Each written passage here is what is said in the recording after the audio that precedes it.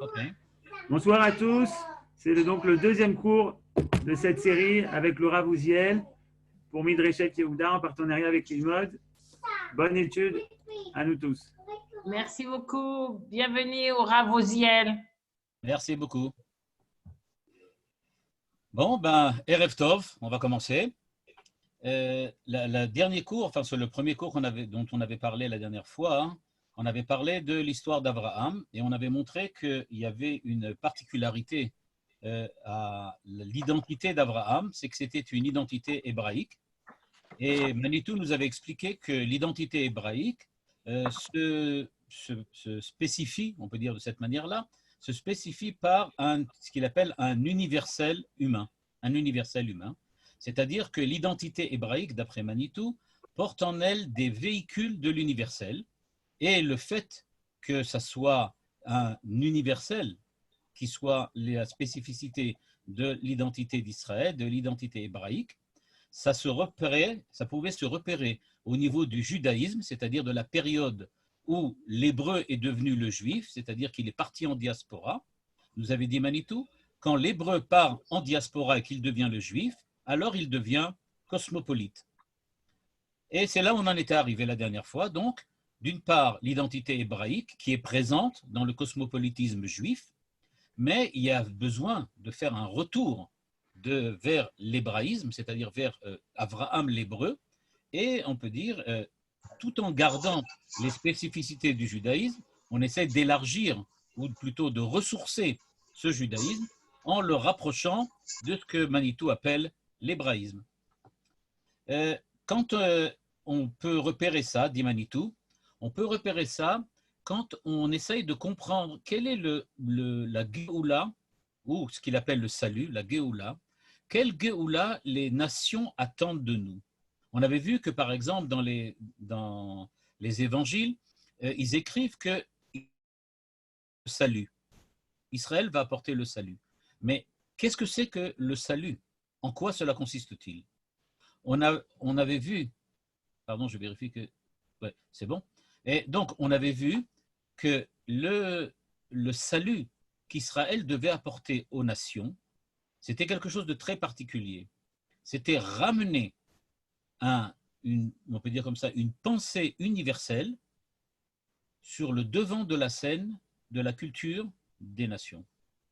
À savoir, au moment de la tour de Babel, l'universel humain qui existait concrètement, et vraiment en ce temps-là, puisqu'on va le voir par la suite, Manitou va nous expliquer que la langue une qui liait l'ensemble de l'humanité au moment de la tour de Babel était véritablement la pointe de l'iceberg de l'universalité présente.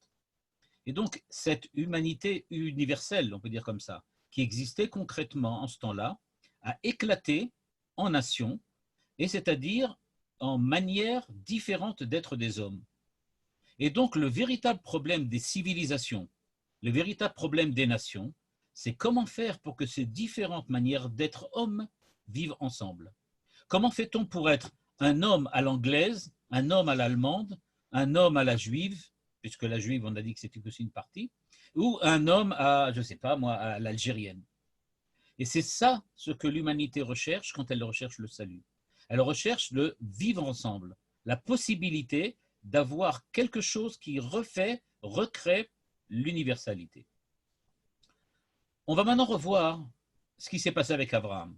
Parce que comme je l'ai expliqué tout à l'heure, le cours précédent, Manitou pense que ce qui s'est produit au temps d'Abraham se reproduit encore aujourd'hui. Abraham est l'archétype de ce qui arrive dans l'histoire d'Israël. Et donc, la première question qu'on se pose, c'est qu'est-ce que faisaient les Hébreux ailleurs que chez eux? Puisqu'on nous raconte qu'Abraham est revenu avec son père en direction de Canaan, et donc, puisqu'il revenait, on va le voir tout de suite, ça veut dire qu'il savait où il devait aller. Donc, qu'est-ce qu'ils faisaient ailleurs que chez eux? La réponse est très simple. C'était précisément leur désir d'universalité qui les a amenés à Babel. Ils étaient à Babel pas pour rien. Le monde entier a besoin de sa terre, de sa ville, de son identité. Mais qu'est-ce qu'essayaient de faire les Hébreux de l'époque? Ils essayaient de se lier à la civilisation de Babel parce que cette civilisation-là avait commencé à essayer de ramener l'universalité sur le devant de la scène. Pourquoi? Il va nous l'expliquer par la suite. À chaque fois que va intervenir une civilisation dominante, c'est-à-dire qu'elle va essayer de créer quelque chose d'universel, quelque chose de valable pour tout le monde. On le voit aujourd'hui avec les États-Unis, à un moment on le voyait avec l'URSS, dans lequel, à partir du moment où se créent des empires, les empires ont tendance, dans leur profondeur, on peut dire, dans leur profonde identité, à essayer de recréer de l'universel. Eh bien, c'est pour ça que les Hébreux étaient là-bas. Les Hébreux étaient là-bas, c'est-à-dire Terach, Abraham, toute la famille, ils étaient là pour essayer de rapporter avec, on peut dire comme ça, leur apport, on peut dire personnel, l'apport d'Israël, la véritable universalité, dans un monde où il y avait une recherche d'universel, mais où quelquefois cette recherche était faite à l'aveugle, ou même quelquefois il y avait des dérapages très très graves.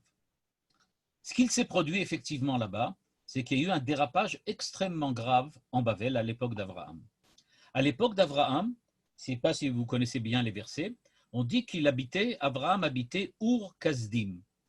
Ur-Kasdim, c'est le nom de la ville. Mais les Chachamim disent non, Ur-Kasdim, c'est le feu des Chaldéens. Ur, c'est le feu, Kasdim, c'est les Chaldéens, le feu des Chaldéens. Et le Midrash de raconter qu'Abraham a été jeté dans une fournaise ardente. C'est-à-dire qu'il y a eu des événements très très graves qui se sont produits à l'époque où Abraham était en Bavel.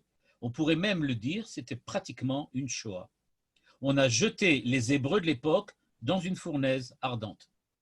À savoir, on a essayé de les faire disparaître, on a essayé de lutter contre eux, et c'est donc pour la raison pour laquelle, dit le Midrash, les Hébreux de la civilisation de Bavel ont décidé de rentrer chez eux.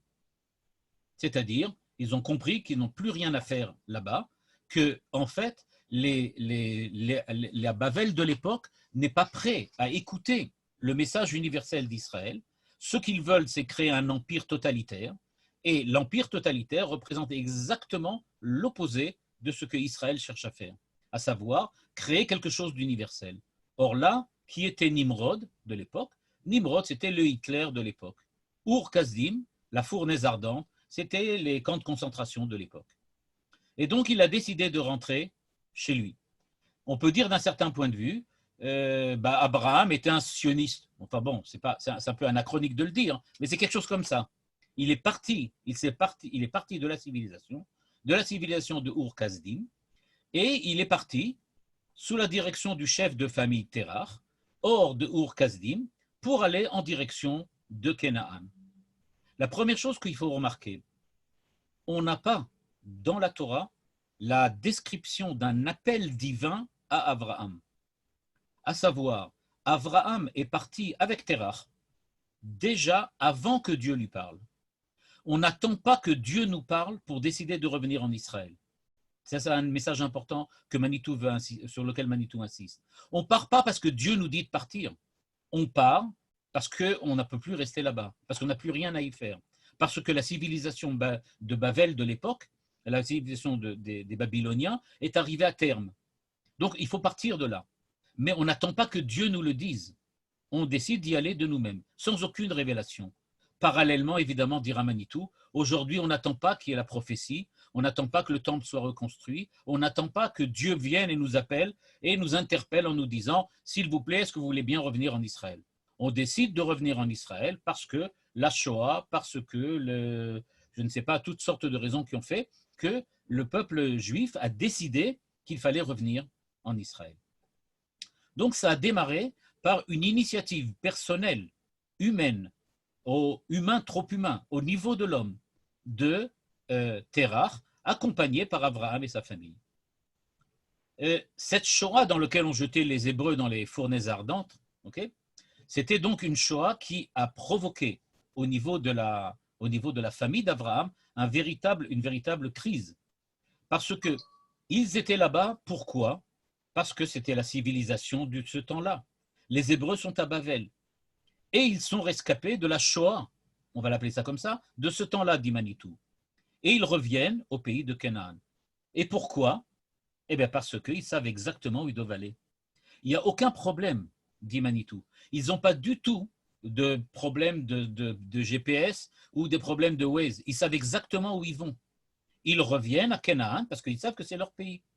Le véritable problème, c'est à ce moment-là, comment comprendre le premier verset de la paracha de Lech Lecha qui nous dit « Lech Lecha me'eretz el haaretz asher areka » vers le pays que je te montrerai. Et Dieu dit à Abraham « Je vais te montrer le pays vers lequel tu vas. » Mais Abraham sait très bien où il va, dit Manitou, puisqu'on nous a dit à la fin de la paracha de Noach qu'il avait décidé d'aller en Canaan. Donc, comment mettre les deux à la fois? La réponse de Manitou est très audacieuse. Il dit, étant donné qu'ils savent où ils vont et qu'ils se dirigent vers le pays de Canaan, Dieu intervient pour essayer de guider les enfants d'Israël dans ce retour vers Canaan. Il ne s'agit pas du tout d'ordonner à Abraham de revenir en Canaan, mais de lui dire, tu sais, vous êtes en train de revenir en Canaan, les choses doivent se faire avec un certain ordre, les choses doivent se faire dans une certaine manière, et grâce à cela, vous allez parvenir à créer quelque chose de véritablement définitif. Ce que Dieu propose à Abraham, c'est d'aller vers la Haaretz Asher Areka, le pays que je te montrerai. Or, dit Manitou, si on regarde bien le terme Lech Lecha, il intervient pour Abraham 2 fois. Il intervient évidemment au début de la paracha de Lech Lecha, qui porte le nom Lech Lecha. Mais il intervient aussi beaucoup plus tard au niveau de la Akedat Yitzhak, quand Dieu dit à Abraham, prends ton fils que tu aimes et amène-le sur le mont de Moria, et il utilise le terme Lech Lecha. De là, Manitou et le Midrash tirent cette idée-là, que quand Dieu dit à Abraham, Lech Lecha el haaretz asher areka, il faut traduire ça de cette manière-là. Va, pars pour toi vers le pays que je vais te montrer, à savoir le mont Moria. Dieu dit à Abraham, pas de revenir en terre de Canaan, mais si tu vas en terre de Canaan, alors je vais te montrer vers quelle région, vers quel département il faut aller. Tu dois aller vers la région que je vais te montrer, c'est à savoir le mont Moria. Et faites bien le parallèle, vous verrez que dans les 2 cas, aussi bien au niveau de la Akedat Yitzhak qu'au niveau de Lech Lecha, Dieu ne dit pas tout de suite où c'est, mais il dit je vais te montrer, on va aller quelque part. Yitzhak demande où va-t-on? Qu'est-ce qui se passe? Abraham lui dit on va aller là où Dieu veut. Donc, Abraham revient vers sa terre, et puisque ce pays c'est le pays des Hébreux, et qu'Abraham rentre chez lui, on est un petit peu surpris de voir tout de suite après que Dieu lui dit « Je promets de te donner ce pays à ta descendance, etc. » Il ne peut pas lui promettre de donner quelque chose, dit Manitou, qui est déjà à lui. Alors c'est son pays. Or voilà, précisément, c'est ça justement l'idée de fond, c'est que pourquoi Dieu est obligé de promettre le pays à Abraham? Parce qu'il faut se replacer exactement dans la situation dans laquelle il était. Abraham entend cette confirmation, on peut dire, que Dieu va lui donner son pays, puisque c'est le sien, après, avec l'annonce de l'exil. Il revient d'un exil, et donc il est persuadé que tout va être terminé. Dieu lui promet, sache, je te donnerai ton pays. Pourquoi? Parce que tu saches encore une fois que tu vas repartir en exil. D'un point de vue paradoxal, cette promesse que Dieu fait de donner le pays vient après que Abraham, on peut dire, est peut-être tombé dans un désespoir profond. Parce qu'il y a un paradoxe. Il sort de l'exil. Il revient de la catastrophe de Babel, de la Shoah babylonienne, de la Shoah de Nimrod. Il est rescapé de l'exil. Il est un rescapé de la Shoah. Et qu'est-ce que Dieu lui dit? Tu reviens de l'exil, mais tu vas repartir. Tu vas repartir après. Et donc, on se demande comment Abraham pu réagir à une chose pareille. Il a décidé de faire ce qui était bien, de ce qui était bon. Mais Dieu lui dit, non, non, non, non. Tu vas repartir. Tu vas une deuxième fois chuter. Une deuxième fois, tu vas repartir en exil. Et c'est pour cela qu'il lui dit, je te promets que je te la donnerai. Ce n'est pas quelque chose de définitif. Je voudrais ouvrir une petite parenthèse qui n'est évidemment pas dans le cours de Manitou, mais qui est très importante à souligner. Il existe une certaine métaphysique de l'exil. Et ce n'est pas pour rien que, par exemple, des personnalités aussi importantes que, par exemple, Jacob Gordin, qui était le maître de Manitou, et d'autres encore qui vivaient à l'époque de Manitou, avant qu'il était jeune, pensaient que l'exil c'est quelque chose qui est intrinsèque à l'identité d'Israël, à l'identité juive. Il faut être en exil permanent.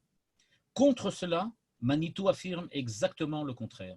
Et il dit, non, l'exil, c'est une catastrophe. Il faut en revenir. Et c'est pour ça que Dieu donne cette promesse de faire revenir les enfants d'Israël de l'exil. L'exil n'est pas quelque chose qui doit être à l'intérieur de l'identité d'Israël, c'est quelque chose dans lequel il faut s'extirper hors de là. Je précise quand même que Gordin ne dit pas qu'on doit rester en exil, mais il dit qu'il faut revenir en Israël, certainement, mais il admet toutefois qu'il existe une certaine positivité de l'exil qui est intrinsèque à l'identité d'Israël. Donc Abraham entend cette confirmation en même temps que l'annonce de l'exil. On sort de l'exil, on repart en exil. On revient de Bavel, on est des rescapés de la Shoah. On nous dit tout de suite, vous savez bien, là où vous allez aller, vous allez repartir. Vous pouvez me dire que ouais, peut-être, et Manitou le cite lui-même, dit oui, d'accord, mais enfin bon, c'est peut-être un hasard, c'est pas comme ça. Mais alors regardez, peut-être, vous avez sûrement eu l'occasion de lire les 10 commandements. Si on commence et on lit les 10 commandements, qu'est-ce qu'il est écrit? Il est écrit la chose suivante. Il est écrit Ani Hashem Elokecha Asher Hotzeticha Me'eret Mitzrayim Mibet Avadim. Les 10 commandements commencent par l'affirmation de la liberté de l'homme. Je vous ai fait sortir d'Égypte. Je vous ai extirpé hors de l'Égypte. À savoir, je vous ai mis dans un état dans lequel la liberté de l'homme est devenue une des composantes fondamentales de l'identité de l'homme, quel qu'il soit. On ne peut pas être universel, on ne peut pas être Israël si on n'a pas cette composante de liberté présente en soi. Or, quand on lit la parashat Mishpatim, qui intervient exactement après la parashat Yitro, quand on termine la description des 10 commandements et de la description de la théophanie sinaïque, et qu'à ce moment-là, on regarde qu'est-ce que Dieu demande de l'homme, c'est-à-dire quel est le comportement adéquat à cette liberté qu'on a acquis à on peut dire comme ça, avec dures épreuves quand on était en Égypte. Qu'est-ce qu'il est écrit? Au moment où tu sortiras d'Égypte, eh bien quoi? Eh bien, tu vas acquérir un esclave hébreu, kitikne eved ivri, sheshanim ya'avod, etc., etc. C'est-à-dire, qu'est-ce que affirme Manitou? Manitou affirme qu'on retrouve aussi le même paradoxe. Quand les 10 commandements se fondent sur la liberté et, on va dire, l'existence libre de l'homme en tant qu'existence, on retrouve en parallèle tout de suite la première mitzvah, tu vas avoir des esclaves hébreux. Regardez le paradoxe. Un hébreu qui soit un esclave. Comment un hébreu peut-il être un esclave? Un hébreu ne peut pas être un esclave puisque par hypothèse, il a cette composante de liberté inhérente à son identité d'hébraïque. Mais il dit oui, c'est possible. Il est possible qu'un hébreu devienne un esclave. Et donc Abraham reçoit le même message. Il est tout à fait possible d'être un hébreu qui revient d'exil et qui va retourner en exil. Et donc il sort d'exil, Abraham, et évidemment il rentre chez lui. Et donc Dieu lui confirme, tu retourneras, il y aura encore d'autres exils, mais tu reviendras. Et à ce moment-là, Abraham demande, et tu es vraiment sûr? Tu es vraiment sûr? À ce moment-là, Dieu lui dit, oui, c'est pour ça que tu iras en exil. C'est-à-dire, si Abraham avait accepté, dit le Midrash, et c'est comme ça que Manitou l'interprète, si Abraham avait accepté directement et eu confiance dans l'affirmation de Dieu que quoi qu'il arrive, tu reviendras toujours, et il n'avait pas émis un doute sur cette possibilité-là, eh bien, jamais on n'aurait été en exil ensuite. On serait revenu directement avec Abraham. Ça aurait suffi. Ce que Dieu dit à Abraham, en fait, c'est une espèce d'épreuve. Il dit à Abraham, regarde, il se peut que tu ailles en exil, mais tu en reviendras. À ce moment-là, Abraham dit, oui, mais c'est pas sûr ça. Alors Dieu lui dit, bon, il va falloir que tu y ailles alors. C'est le seul moyen. Le seul moyen, c'est que tu ailles encore une fois en exil pour en revenir et comprendre que tu peux en revenir. Comme si le doute que Abraham avait affirmé remettait en fait en cause toute l'identité d'Abraham en tant que tel. Et c'est pour ça qu'il a dû passer par l'épreuve concrète de l'exil. On verra par la suite que le doute d'Abraham n'était pas un doute sur Dieu, c'est-à-dire il ne doutait pas de la capacité de Dieu à ramener les enfants d'Israël de l'exil, mais il doutait de la capacité des Hébreux d'être dignes de revenir de l'exil. Peut-être en fait, dit-il, Et si on n'y arrive pas? Et si on n'est pas capable? Et si on n'est pas suffisamment méritant? Alors, on va rester bloqué là-bas? Comme si Abraham disait à Dieu, oui, tu as confiance en nous, mais nous, est-ce qu'on a vraiment confiance en nous-mêmes? Est-ce qu'on a suffisamment de confiance en nous pour pouvoir être sûr qu'on va vraiment revenir? C'est là-dessus précisément que Dieu lui dit, eh bien, tu vas le prouver. Comment? En repartant en exil avec l'Égypte. On va maintenant revenir un petit peu en arrière et on va essayer de recomprendre maintenant qu'est-ce qui s'est passé. À Bavel, donc on comprend, Avraham Avinu, c'est le parallèle avec Israël d'aujourd'hui. Il ressort de la Shoah, il ressort de Bavel, il perd cette identité araméenne, comme nous, on doit perdre l'identité juive, et on doit revenir à l'identité hébraïque. À Bavel, on dit que là-bas, c'était l'universalité, nous dit Manitou. Pourquoi? Parce qu'il y avait une langue un langage unique. Ce langage unique a fait que tout a explosé à la suite de Bavel, et il y a eu des dialectes particuliers à chacune des familles, et donc les hommes ne se comprenaient plus, on parlait plus. Qu'est-ce que représente une langue unique? Le fait de parler le même langage, d'avoir le même langage et de parler la même langue. Manitou nous dit que c'est en fait la concrétisation de l'universel humain. Le fait de parler de la même manière, dans les mêmes concepts, de la même façon, c'est ça qui fait qu'il y a une universalité présente en nous. Tant qu'on ne sera pas arrivé à trouver un langage commun, alors on ne pourra pas véritablement penser l'universel. Un des exemples que Manitou rapporte, mais qui est aussi rapporté par Franz Rosenzweig, dans son livre Kochav HaGeula, l'étoile de la rédemption, c'est celui du langage logique et mathématique. Imaginez aujourd'hui, dans le monde de la matière, dans le monde de la quantité, dans le monde quantifiable, quel langage est le langage que tout le monde comprend dans le monde entier? Eh bien, ce sont la logique et les mathématiques. Aujourd'hui, et c'est peut-être les Grecs qui ont introduit cela, à Hanouka notamment le Maharal explicite, que c'est précisément ça l'universalité grecque, les Grecs ont introduit les mathématiques et la logique, à savoir un langage de la concrétude qui soit un langage universel et unique. On parle tous le même langage. Quand un scientifique hollandais rencontre un scientifique hindou et qu'il parle avec un scientifique chinois, ce sont les mathématiques qui leur permettent de se comprendre exactement comme il faut. La différence entre le langage parlé et le langage des mathématiques, c'est qu'en langage mathématique, tous les concepts sont absolument définis par un système logique. Il n'y a aucun problème à se comprendre, puisque là-bas, pour prendre des exemples très simples, un nombre, c'est un nombre, l'infini, c'est l'infini, même si on trouve encore beaucoup de choses, et on peut parler de tenseurs et de matrices, etc.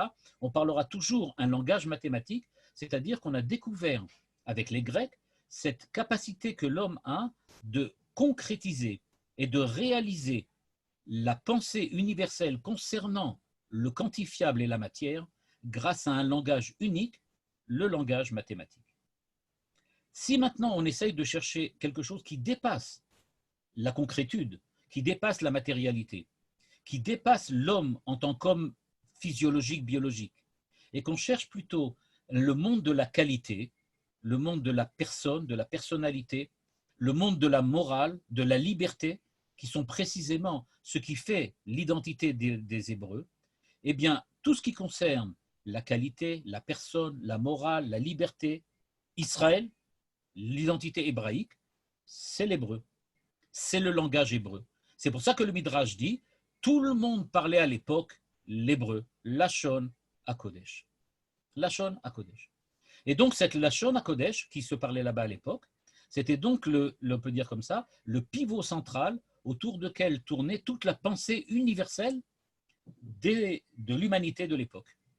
Tout le monde parlait l'hébreu parce qu'on c'était la manière d'exprimer les valeurs de morale, les valeurs métaphysiques, les valeurs religieuses peut-être, de l'époque.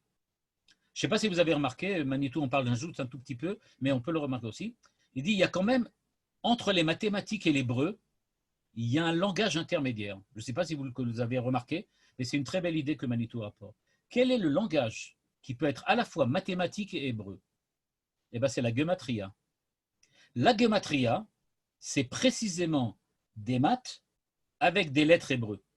prendre des mots et les faire exploser, on peut dire, d'un point de vue de la morale et de la personne et de la liberté, et en faire quelque chose de matériel, c'est-à-dire en faire des mathématiques. Donc, cette langue une, c'était la présence de l'universel concret, véritablement, dans, on peut dire, dans la culture humaine de l'époque.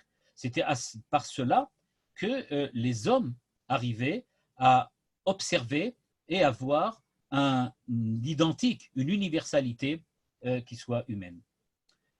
Il est intéressant de remarquer qu'il existe, Manitou le cite d'ailleurs dans un de ses cours, il existe aussi au début du XXe siècle un mouvement équivalent qu'on peut retrouver chez les poètes symbolistes et notamment Baudelaire. Les poètes symbolistes qui ont suivi, enfin dont Baudelaire faisait partie, mais donc tous les poètes qui ont suivi Baudelaire étaient des poètes qui ont essayé de changer, on peut dire de cette manière-là, la manière de regarder la poésie, la manière de regarder le langage, et ce sont donc c'est une véritable tentative que Baudelaire renouvelle en essayant de changer, transformer le lyrisme par l'universalité et peut-être même la théâtralité, si on veut bien. À savoir, pour Baudelaire, là je m'excuse, je fais une petite parenthèse pour Baudelaire, mais je suppose que tous d'entre vous, vous avez déjà lu Baudelaire et que vous n'avez pas de problème à savoir de quoi on parle. Donc, qu'est-ce que dit Baudelaire? Puisque Manitou le cite, on va en rentrer. Il nous dit premièrement que la poésie, il faut redéfinir la poésie et savoir et mettre en place que l'idée que l'imagination est la seule à pouvoir contenir la poésie. Pour lui, l'imagination, ce n'est pas quelque chose d'instinctif, c'est une véritable conscience, l'imagination. Elle recompose toutes les forces de l'esprit et elle essaye, grâce à l'imagination, de composer un univers qui nous parvient comme incohérent, mais qui en fait consiste à ordonner la nature. Pour lui, l'imagination, ce n'est pas quelque chose qui, on va dire comme ça, dérive, qui part à sa perte. Au contraire, l'imagination, c'est ce qui permet de retrouver la structure sous-jacente à la réalité, mais pas la réalité telle qu'on l'aperçoit, mais la réalité telle que l'imagination la voit et la comprend. La nature est une sorte de dictionnaire, dirait Baudelaire, et le poète puise des mots dans cette nature et il forme de nouvelles phrases avec des liaisons que le dictionnaire n'avait pas pensées. Et pour lui, ce n'est pas le cœur qui recompose ça, c'est l'esprit, véritablement. Ce sont des moussagim, des concepts. Il dit d'ailleurs, je veux illuminer les choses avec mon esprit et en projeter le reflet sur les autres esprits, dit Baudelaire. C'est-à-dire, il y a cette recherche, dit Manitou, d'un universel concret, véritablement, de trouver des concepts, quelque chose qui remet en place la nature. L'imagination ordonne, met un ordre à l'intérieur de la nature, avec des règles que seul le poète est capable de voir, dirait Baudelaire. Et donc, il est un traducteur, un déchiffreur de l'analogie universelle. Quand on écoute ça, évidemment, on ne peut pas ne pas voir le parallèle avec ce que Manitou dit ici. Manitou d'ailleurs cite Baudelaire et les symbolistes. Il dit on retrouve bien chez les symbolistes et chez Baudelaire ce désir de trouver quelque chose d'universel, une analogie universelle. Je voulais juste un bout d'un poème de Baudelaire, parce que si on le cite, comme on dit à Kola Mevi Davar Beshemomo Mevi Geoula Olam, donc on va citer Baudelaire. Et donc voilà ce qu'il dit. Il dit la nature est un temple où de vivants piliers laissent parfois sortir de confuses paroles. De confuses paroles. Le monde parle, la nature parle, mais c'est confus. On n'entend pas, on ne comprend pas. Il faut un poète là-dedans. L'homme y passe à travers des forêts de symboles qu'il observe avec des regards familiers. Donc, quand Baudelaire s'exprime de cette manière-là, ce qu'il essaye de nous montrer, ce qu'il essaye de nous donner, c'est précisément cette force-là de retrouver l'universel dans sa concrétude. Le monde tel qu'il est, le monde tel qu'il nous est présent devant nous, est un monde qui est concret, mais dont on ne sait pas retrouver le langage, dont on entend, comme dit Baudelaire, les paroles, mais elles sont confuses, dont on a l'impression qu'il nous regarde avec un regard familier, mais qu'on n'arrive pas véritablement à définir. Et donc, dit Manitou, cette présence d'universel concret, c'est ça ce que l'homme recherche, c'est ça ce qu'Israël doit apporter. On doit montrer qu'il existe un langage unique avant la nature, avant le monde, avant la description phénoménologique, la description logique, la description, j'aurais pu dire simplement, description poétique du monde. Comme dit Baudelaire, il y a quelque chose derrière tout ça. Il y a une analogie universelle, un langage universel. Ce langage un, c'est le langage de l'hébreu. C'est l'hébreu, et il le dit souvent Manitou, c'est aussi celui de la Kabbale, et pas simplement l'hébreu tel que nous le parlons aujourd'hui, mais le langage de la Kabbale qui sait définir exactement par un mot, pas seulement une idée, mais une véritable réalité. Quand la Kabbale parle de, je ne sais pas moi, de Bina ou de Malchut, elle veut dire quelque chose de très particulier.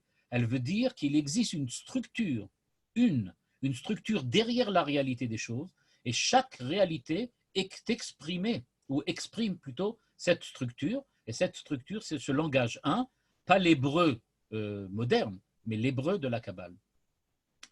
Et donc, dit-il, il y a donc un langage ou une langue dans laquelle on pense lorsqu'on traduit d'une langue à une autre. Il y a un trait d'union entre les deux, il y a un proto-langage.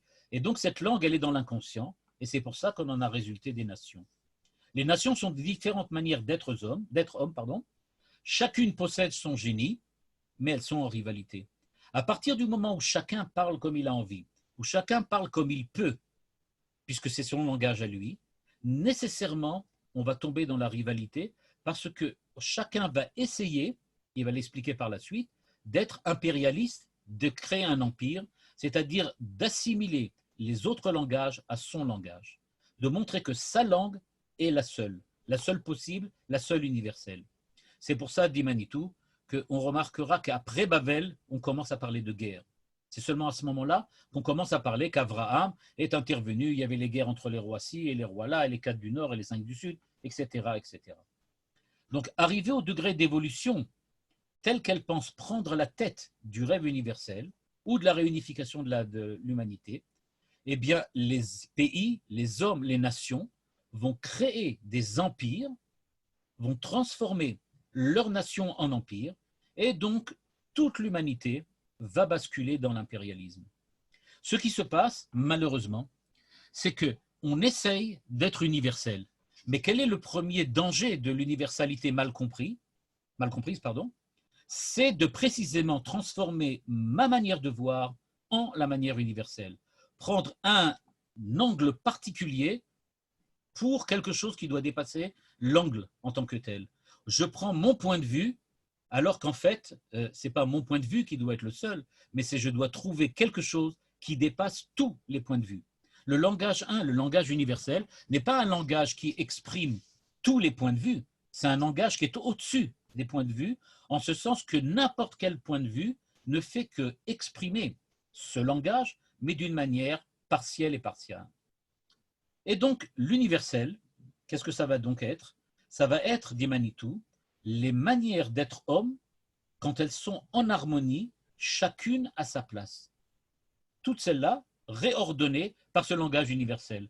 Un petit peu comme Baudelaire disait, quand il nous disait il faut véritablement entendre le langage confus de la nature et la replacer, cette nature, ces langages, ces mots, dans le contexte du texte poétique qui doit ramener par l'imagination la réalité des choses à ce qu'elles sont.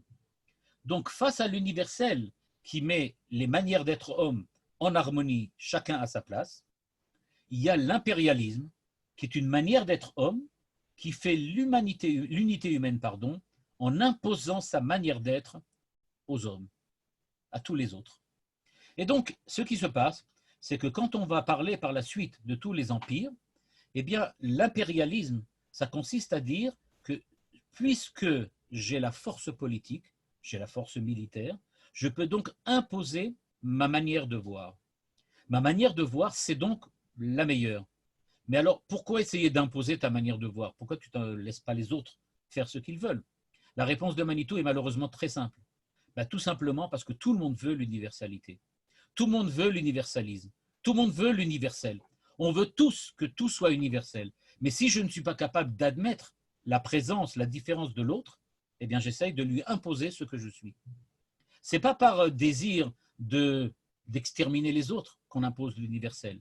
L'empire, c'est cette tentative, ou l'impérialisme plutôt, c'est cette tentative de créer l'universel en croyant qu'être universel, ça veut dire imposer sa manière d'être. Ça a été le cas de Bavel à l'époque, dit Manitou. C'est ce que Bavel avait fait. Bavel avait décidé qu'il voulait imposer l'être babylonien à l'ensemble de l'humanité. Et c'est pour ça que les Hébreux sont là-bas. Pourquoi les Hébreux sont là-bas?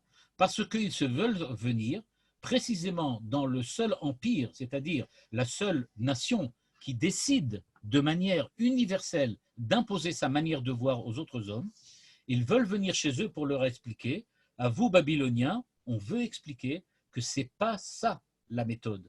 La méthode, ce n'est pas d'imposer votre manière de voir, mais c'est d'utiliser votre manière de voir pour montrer à tout le monde qu'on peut vivre en harmonie, chacun à sa place, dans le cadre d'un universel, on peut dire harmonieux, un universel de Shitouf Peoula, de partenariat. Et donc les Hébreux sont là-bas.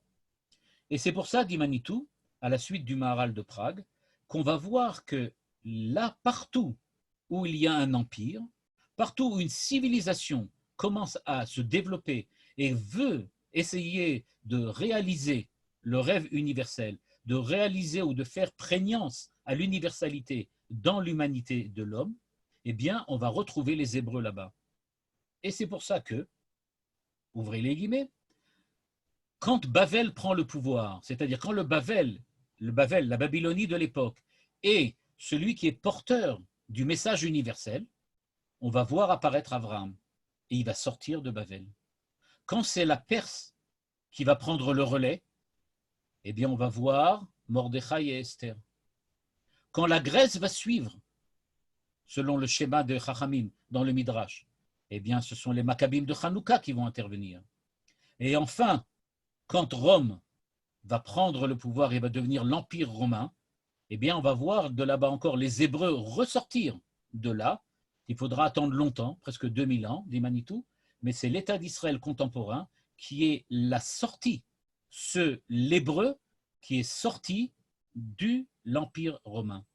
L'État d'Israël d'aujourd'hui, dit Manitou, c'est en fait la réalisation de l'hébraïcité comme rescapé de l'Empire romain. On est les rescapés de cet empire, on ressort après cette tentative ratée on peut dire comme ça, de l'Occident, de créer une universalité réelle et une universalité tangible, mais surtout vivable et viable. En fait, ce n'est pas comme ça. Nous dit Manitou, c'est pour ça qu'il y a évidemment 4 fêtes. Il y a 4 fêtes d'indépendance, véritablement. C'est-à-dire 4 fêtes qui viennent fêter l'universalité, mais l'université telle qu'elle devrait être, pas celle qui a été réalisée. L'empire de Bavel n'a pas réussi à réaliser ce qui s'est passé. Il n'a pas réussi. Et donc, on retrouve 4 fêtes. On retrouve Pessah, avec Abraham. Je ne rentre pas dans les détails, que Abraham et Lot, ça se situe à l'époque de Pessah, puisqu'on dit qu'ils mangeaient des matzot, etc. Purim, avec la Perse. Hanouka, avec la Grèce. Et Yom HaAtzmaut, dit-il, dit Manitou, avec, aujourd'hui, la sortie d'État d'Israël qu'on vient de fêter dernièrement. Donc il nous dit ces 4 fêtes-là, ce sont des fêtes de libération, c'est-à-dire des fêtes de retour de l'exil. C'est-à-dire, nous sommes partis en exil pour essayer de réaliser l'universalité dans le cadre de l'empire de l'époque.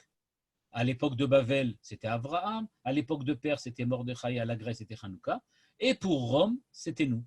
C'est nous qui avons eu cette chance d'être là. Et maintenant, si on regarde, on va pouvoir voir qu'il existe dans cette identité de retour, on va découvrir, dit Manitou, 4 choses importantes. Regardez bien. Premièrement, je vais commencer par des choses générales, par une chose générale. La diaspora juive qui est restée fidèle à l'identité d'Israël et la diaspora chrétienne qui a opté pour le véhicule cultuel gréco-romain, eh bien, tout cela, ces deux-là sont restés en parallèle. d'un certain point de vue, qu'est-ce qu'un chrétien, dit Manitou? Eh bien, un chrétien, c'est quelqu'un qui continue à vouloir véhiculer le message d'universalité tout en restant dans le cadre culturel gréco-romain. Je vais peut-être donner un exemple. Qui était Terach? Terach était un araméen. Lavan, qui était-il? Un araméen. Mais qu'est-ce que c'est que les araméens? Manitou explique, les araméens, ce sont des gens qui ont continué à vouloir rester dans le cadre de l'empire babylonien, dans le cadre de la culture babylonienne, tout en véhiculant un message universel. Les Hébreux avaient la charge de la vie spirituelle de Babel. C'est pour ça, par exemple, que Terach fabriquait des idoles. Imaginez, un homme, on raconte dans le Midrash que Terach fabriquait des idoles et qu'Abraham est venu, qu'il a mis le marteau dans la grande idole, qui a frappé les petites idoles, etc., etc. Donc, quand on voit ça, on voit bien que Terach n'était pas un commerçant. Ce n'était pas ça son but. Quelqu'un qui fabrique des idoles, c'est quelqu'un, dit Manitou, qui a la capacité de fonder des idéologies intellectuelles et spirituelles. C'était ça, Terach. Abraham n'est pas né dans une famille de commerçants. Il est né dans une famille de métaphysiciens et de penseurs. Terach était un penseur, un métaphysicien. Mais il avait l'identité araméenne. Qu'est-ce que c'est l'identité araméenne? C'est quand un Hébreu se trouve à Babel et qu'il décide de faire passer le message universel de l'hébraïcité par le cadre précis de la culture ambiante, de la culture babylonienne. Et donc, cet Hébreu de Babel, on l'appelle l'araméen. Et donc, si vous regardez bien toute l'histoire, Manitou fait ça très très bien, il montre que dans le cadre de l'entière, on peut dire comme ça, de toute l'histoire d'Israël, il y a toujours une lutte contre Aram, contre les Araméens. Mais c'est une lutte très très particulière, parce que d'une part, on est peut-être en conflit avec eux, mais d'autre part, ils ne sont pas trop éloignés de nous. Ils sont eux aussi des universalistes, mais des universalistes qui veulent rester dans le cadre de l'idéologie de la galoute. Et donc, dit-il, c'est un Hébreu de Babel. Et donc, un Hébreu qui est exilé à Babel, c'est Abraham à Arami. Arami, Lavan à Arami. Et donc, Abraham, sans le Hé, devient Abraham avec le Hé, quand il décide de dédaigner, de délaisser son identité araméenne et qu'il décide de revenir à l'identité hébraïque. Ce retour à l'identité hébraïque, c'est ça que symbolise le Hé qu'on rajoute à son nom. On rajoute à son nom un Hé parce qu'on veut dire, voilà, tu viens de passer du l'araméen à l'hébreu. On pourrait faire évidemment le rapport avec ce qui se passe aujourd'hui et dire qu'il y a certains, par exemple, sans rentrer, bon, je ne vais pas donner d'exemple pour ne pas citer personne, mais il existe actuellement, en France notamment, parce que nous, en tant que Français, on les connaît mieux, il existe en France un certain nombre de penseurs qui sont persuadés que l'hébraïcité, c'est-à-dire l'universel hébreu, doit passer par le judaïsme de l'exil, de la diaspora, qu'il doit y avoir nécessairement des juifs en diaspora pour faire le contrepoids des juifs en Israël. Parce que pour eux, il faut continuer à être des araméens de la culture gréco-romaine. Et donc, pour eux, ce sont des araméens. C'est ce qu'on appelle les araméens. Donc, dit Manitou, il a vraiment le même rapport, la même structure. À l'époque d'Abraham, c'était les araméens. Aujourd'hui, ce seraient les juifs diasporistes. Aujourd'hui, il y a les Hébreux, ceux qui sont revenus en Israël, ou ceux qui veulent revenir en Israël, ou ceux qui pensent qu'il faut revenir en Israël, et ceux qui pensent qu'il faut rester à l'extérieur. Et donc, quand Abraham, sans le Hé, n'a pas encore reçu son Hé, il est donc stérile. Il est stérile pas pour rien, il n'a pas d'enfant, parce qu'il n'y a pas, c'est pas par là qu'on peut réaliser les promesses d'Israël et réaliser les promesses de Dieu. Les promesses de Dieu ne peuvent se réaliser que si Abraham, avec un Hé, accepte de prendre la direction de l'histoire. S'il accepte de devenir celui qui est l'hébreu, c'est-à-dire celui qui est prêt à être entièrement différent, à ce moment-là, il peut effectivement démarrer. C'est pour ça un peu ce qui arrive aujourd'hui, et Manitou le dit très souvent dans beaucoup de ses cours, il dit on arrive comme juif en Israël, mais il ne faut pas oublier qu'il faut redevenir hébreu. Rester juif, c'est-à-dire accepter de vivre en tant qu'hébreu de la galoute. Le juif, du point de vue de, on va dire comme ça, de son identité, l'identité yehudi, ce qu'il appelle, l'identité juive, c'est l'identité de l'hébreu quand il est encore attaché à la culture gréco-romaine. À partir du moment où on quitte la culture occidentale et on accepte de donner la prépondérance à la culture hébraïque, à ce moment-là, on redevient hébreu. Et c'est pour ça qu'on peut prendre la suite. Neher disait que le fait de faire la Aliyah, c'est un pari. C'est-à-dire qu'on n'est pas sûr. On n'est pas sûr. Est-ce que c'est vraiment le bon moment? Est-ce que c'est la bonne manière? Est-ce que c'est véritablement le bon moyen? Mais c'est un pari qu'il faut prendre pour pouvoir dire qu'on a fait le passage entre le juif et l'hébreu. D'ailleurs, le Midrash est tellement expressif sur ce point de vue qu'on ne peut pas ne pas le citer. Le Midrash nous dit qu'en fait, il y a eu 3 sortes de réactions à cette tentative de Abraham et de Terach de revenir vers Canaan. On nous raconte que Haran, le frère de Lot, est mort brûlé à Ur-Kasdim. Il est mort là-bas. On nous raconte que Nahor, le frère, est resté dans la galoute d'Ur-Kasdim. Il va être le père de Aram, qui va faire la guerre avec Israël pendant encore des centaines, plusieurs centenaires. Plusieurs millénaires même. Et enfin, il y a Abraham qui part, qui quitte et qui entreprend le processus et qui devient Abraham. Eh bien, regardez, ces 3 groupes, on peut dire comme ça, ceux qui sont morts en galoute, ceux qui sont restés en galoute et ceux qui sont revenus. Dit Manitou, il suffit de regarder après la fin de la Seconde Guerre mondiale, il y a ceux qui ont malheureusement disparu, ceux qui ont décidé malgré tout de rester et ceux qui ont décidé de passer de Abraham sans le Hé à Avram le Hé. Et donc la réponse maintenant de notre question, elle est beaucoup plus simple. Pourquoi Abraham mérite-t-il encore un autre exil?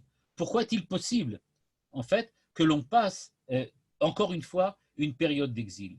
Eh bien parce que Abraham dit « Je ne suis pas sûr d'avoir le mérite d'être celui qui va faire le passage entre Abraham et Abraham. » Il dit ça, c'est une véritable, il dit ça de cette manière humoristique, il dit en fait c'est une exagération de la vertu. On est trop humble. Mais en fait, c'est une question qui est vraiment on peut dire comme ça, terrifiante et profonde. Comme disait Neher, est-ce qu'on se trompe ou est-ce qu'on ne se trompe pas? Affirmer que le retour en Israël, c'est maintenant le retour à l'hébraïsme et la sortie du judaïsme, c'est se poser la question qu'Abraham s'est posée. Est-ce que vraiment c'est vrai? Est-ce qu'on est vraiment ça comme ça? Il y a un certain pari là-dedans. On joue quelque chose. Et c'est ce que veut dire le Midrash. Le Midrash dit qu'Abraham a eu un moment d'hésitation. Est-ce que vraiment ça va nous arriver? Est-ce que vraiment on sera capable? Est-ce qu'on aura vraiment le droit? Le Maharal va même plus loin encore. Et il dit, ok, si Abraham a eu un doute, pourquoi nous, on doit payer pour ça? Ok, il a eu un doute, lui. Mais pourquoi nous, on doit aller en galoute à cause de lui? L'exil avait qu'à commencer avec lui. Pourquoi seulement avec Isaac ou Yaakov? Avec Yitzhak ou Yaakov? Pourquoi ça commence avec les autres et pas avec lui? En fait, ce que veut dire Manitou, c'est que la promesse de la terre ne concerne que la descendance d'Abraham, parce que la descendance d'Abraham est la seule qui accepte l'éventualité de l'exil. Si l'exil avait commencé avec Abraham, dit Manitou, eh bien Ishmaël ou Esav auraient connu l'exil et donc ils auraient aussi le droit sur la terre. Ce qu'il faut comprendre, c'est que accepter la possibilité d'être en exil, c'est pas n'importe quoi, c'est pas rien. C'est quelque chose d'extrêmement profond. Et c'est à mon avis aussi comme ça qu'il faut comprendre peut-être le texte de Jacob Gordin sur l'exil. C'est-à-dire que Israël, c'est cette parcelle d'humanité qui, parce qu'elle est universelle, accepte cette éventualité de l'exil. C'est-à-dire accepte de rentrer dans un état de cosmopolitisme pour pouvoir exprimer, on va dire comme ça, de manière temporaire, cette universalité. Et c'est pour cela que tu as le droit à la terre, c'est-à-dire tu as le droit de revenir de l'exil si tu acceptes aussi de pouvoir y partir. Accepter de partir en exil, ça veut dire accepter l'idée qu'on puisse être ailleurs de ce qu'on est, qu'on puisse être différent de ce qu'on est, c'est-à-dire qu'on puisse faire tchouva, qu'on puisse se transformer, qu'on puisse devenir meilleur.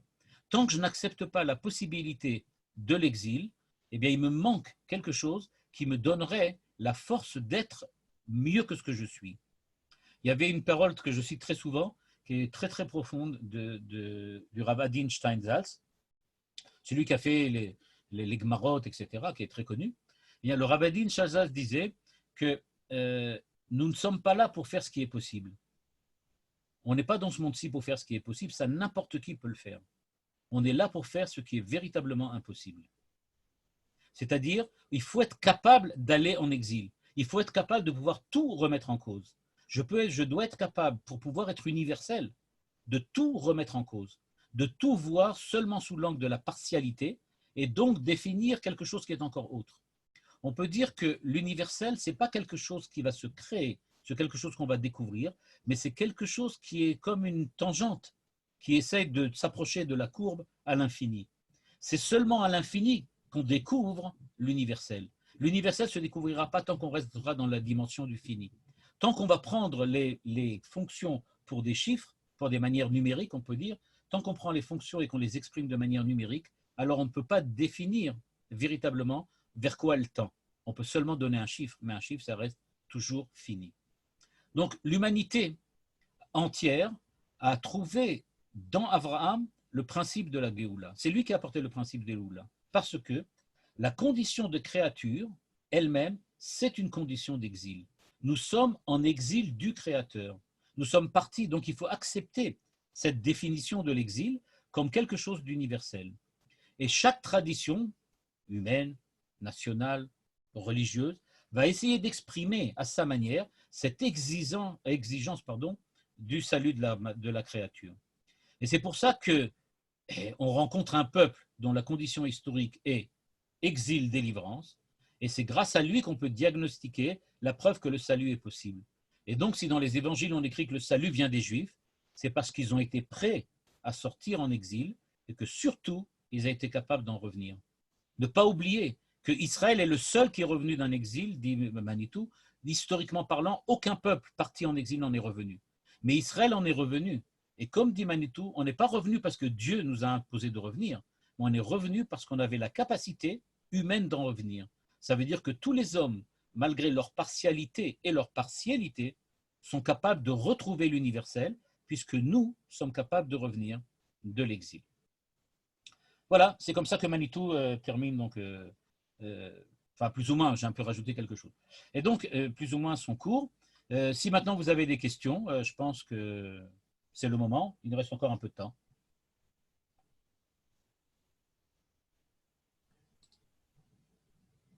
Alors, je ne sais pas, il faudrait peut-être que vous ouvriez les micros pour ceux qui veulent. Et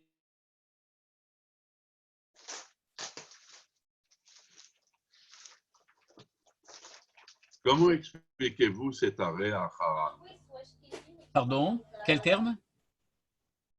Je n'ai pas entendu le terme que vous avez utilisé. Comment expliquez-vous l'arrêt à Haran? C'est l'arrêt, c'est-à-dire? Le stop entre Ur Kasdim et Israël. L'arrêt. Vous parlez de l'arrêt de Terach là-bas? L'arrêt de Terach et Abraham. Ah, d'accord. Pourquoi ils se sont arrêtés avant de partir? Oui. Ah, ok. Eh bien, là, on peut dire que c'est à ce moment-là que s'est produit la césure entre l'araméen et l'hébreu. C'est-à-dire que cet arrêt à Ur Kasdim, duquel ils sont partis pour ensuite arriver en Israël, à Canaan, ils se sont arrêtés au milieu parce que, en fin de compte, Terach a décidé de rester avec Nahor dans le cadre de l'aramisme, on va dire de cette manière-là. Ils ont décidé de rester araméens.